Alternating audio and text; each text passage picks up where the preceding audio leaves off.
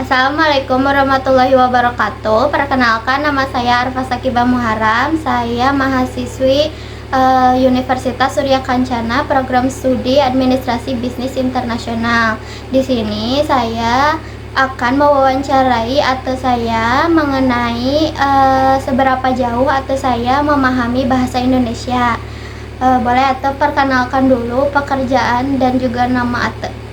Halo, nama saya Rengganis Octavia. Saya bekerja di bidang promoter gadget di Jogja Cianjur. Oke, Ate, pertanyaan pertama, menurut Ate apa sih bahasa Indonesia itu? Bahasa Indonesia menurut saya bahasa Indonesia yang sering digunakan oleh setiap individu, seperti saya menggunakan bahasa Indonesia di pekerjaan saya ke orang yang berbahasa Jawa dan ke orang yang berbahasa Sunda. Pasti saya menggunakan bahasa Indonesia karena bahasa Indonesia sangat penting untuk digunakan sehari-hari dalam pekerjaan saya. Oke, lalu apa sih fungsi bahasa Indonesia itu? Fungsi bahasa Indonesia sangat penting sih untuk pekerjaan saya karena saya harus menggunakan bahasa Indonesia yang baik dan benar untuk storytellingnya, untuk menjelaskan apa produk yang saya jual, agar customer bisa mengerti apa yang saya maksudkan. Jadi fungsinya itu bisa untuk berkomunikasi juga ya? Ya, berkomunikasi ke customer, berkomunikasi untuk ke orang lain juga. Itu sangat penting sih, apalagi yang tidak bisa berbahasa daerah, seperti kayak saya kan dari orang Sunda.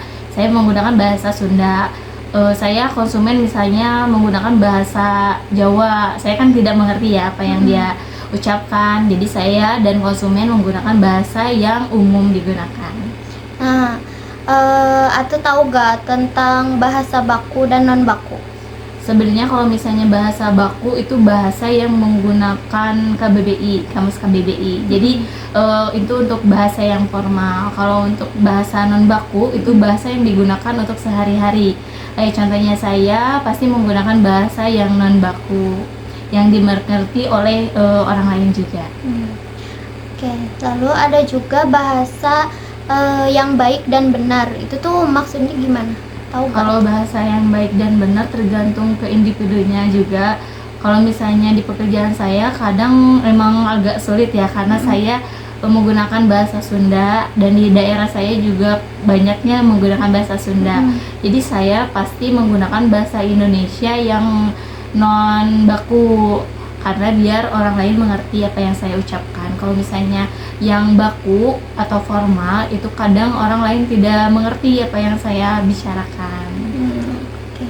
Nah kan apa sih kesulitan yang Ate alami ketika bekerja, karena kan tidak semua orang pakai bahasa daerah seperti bahasa Sunda gitu.